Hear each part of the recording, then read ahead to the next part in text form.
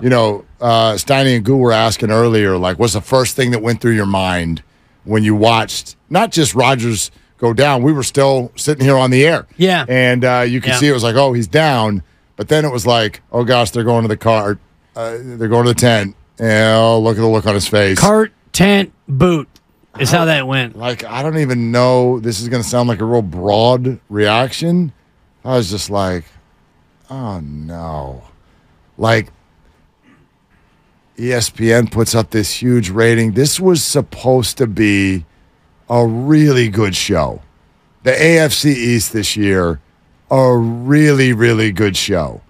And because I'm not emotionally attached to the Jets in the AFC East, I think I can move through your 5 stages of grief a lot quicker than maybe some who are actually following the Jets.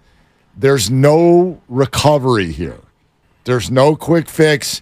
There's no snap fingers. There's nobody on a couch who's going to come in and put this team on the level where they were, or at least where they were potentially supposed to be.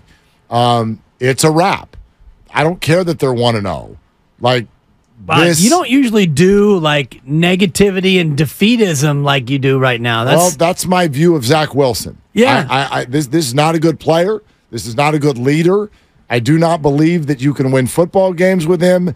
And just because your defense held off Josh Allen for as long as they did, and because you have one of the most incredible young talents in the NFL who literally played Connect Four with himself in order to catch a touchdown, he's not good. And you can't do that. You can't win in this league. It's too hard. Yeah. The quarterbacking in the AFC is too good. And maybe it's an extension of the conversation we've been having about Brock. When you hear me go, stop calling him a system QB. You can't win in this league if your quarterback's not good. And so they can have a good defense. They can grind out a win or two here or there. But the Jets, as a contender to do something big, are done. Yeah, that was the first thought that went through my head. I'm stunned to hear you talk like that because you don't normally do negativity of any real form in general. And to do that of a team that has a highly paid defensive lineman who's nasty, Sauce in the secondary, one of the best cover corners in football, a great 1-2 punch at running back. This team is stacked. And for Zach Wilson, he can actually be good enough. And for you to think that he can't get better from what he was is surprising to me. And yeah, he's not off to a great start to his career.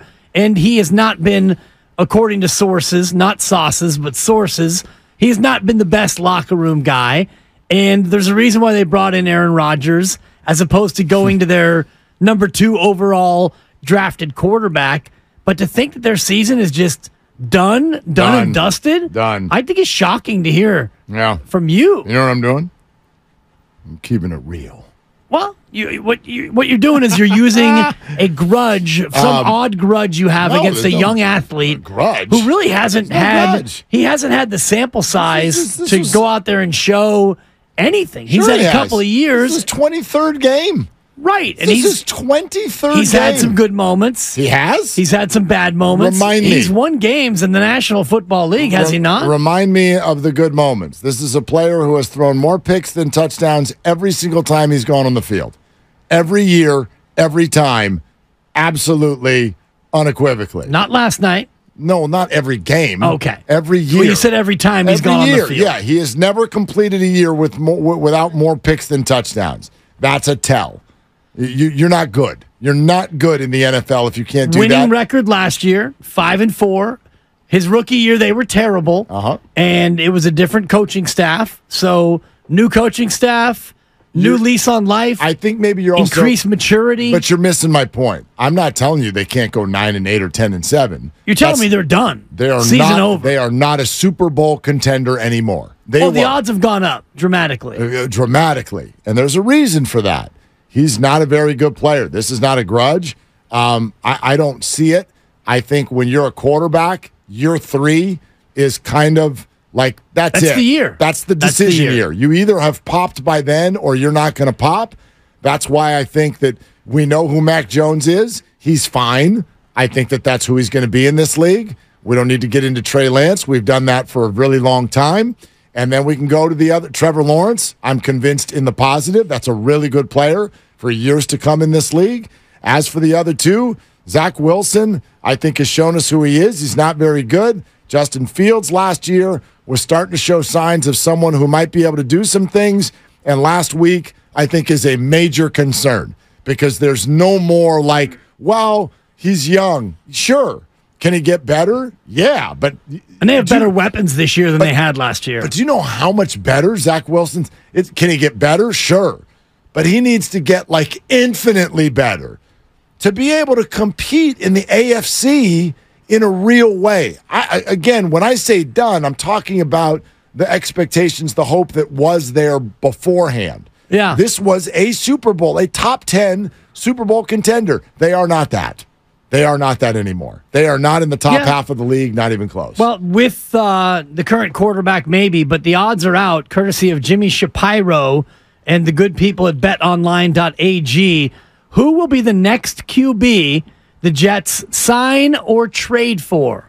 The next QB that the Jets sign or trade for. Do you want to throw out a guess on who might be in the top 5, the top 10 on the board? I can throw some names out. Are some of them?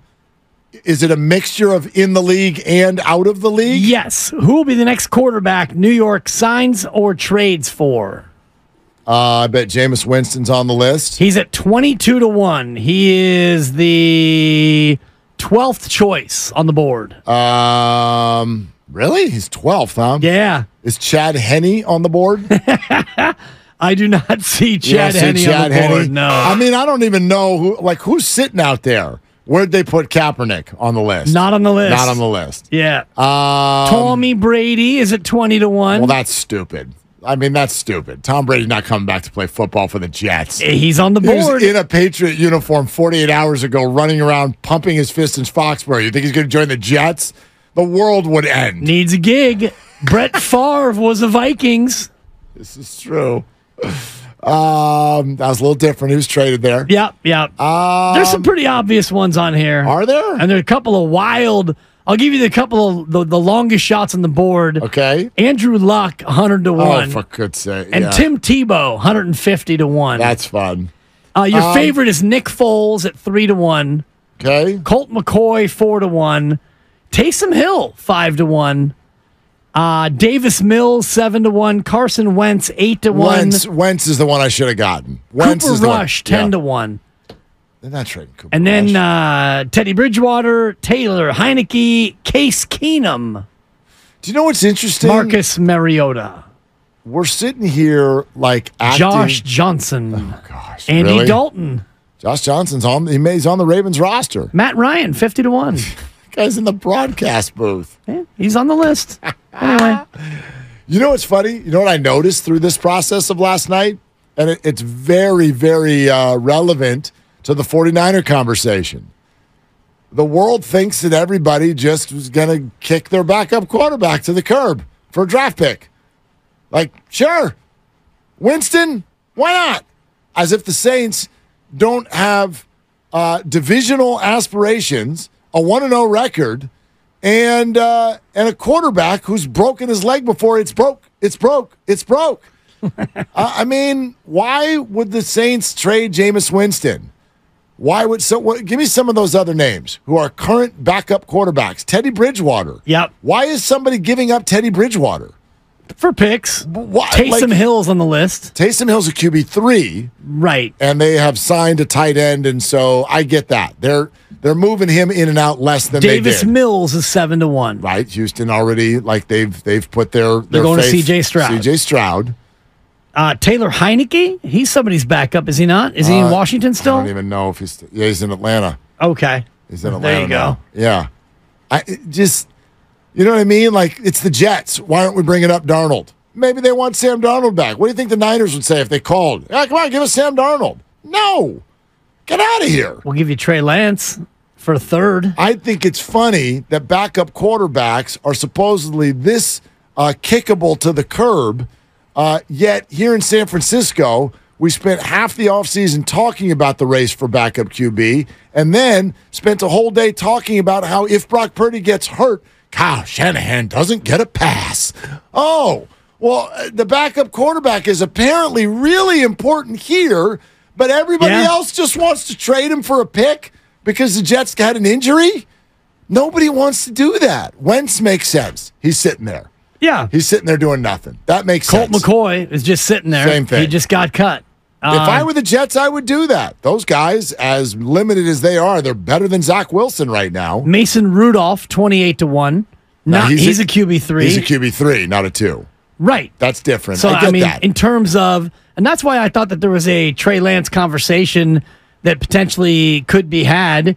But if Robert Saleh would have wanted Trey Lance, he would have probably made that happen a few weeks ago and make him their QB3. Is Cam Newton on the list? Where's Cam? I do not see Cam Newton on the list. I don't put Cam Newton on the. Now, it's been how many years has it been since Cam played? I think this would be his second year of missing football. You know, there's something to be said for this, unfortunately, because I will forever be on the side of, obviously, Colin Kaepernick got unfairly blackballed. Yeah. But you get to a certain point where your time away from the game is just preventative. Newton played 5 games in 21 for Carolina. He went 0-5. Yeah, so I mean, with a 55% completion percentage. Like, count me on the team of Deshaun Watson will never look as good as he did in Houston. That's what I believe. You take 2 years away from the game, it is so tough. Kaepernick started 11 games in 2016. 16, right. He went 1-10. 7 years. 7 years, dog. I mean, that's a long time. It's really tough, man. Yeah. It's really, really tough. But Brady, I mean, am I right? No. No, you're not right. All right. Anyway, I'm stunned that you're giving up on the Jets like that. It's out of character. Yeah, no, I like again, as a Super Bowl contender. I'm not saying that they can't win games. They'll win some games. Yeah, okay. Yeah, they'll win some games. Right. They're not winning any big ones. They're going to win. They probably won't win at Dallas, but they should beat the Patriots at home. They'll be 3-2 after they face Denver in October. Okay. You know what? I smell a bet on that.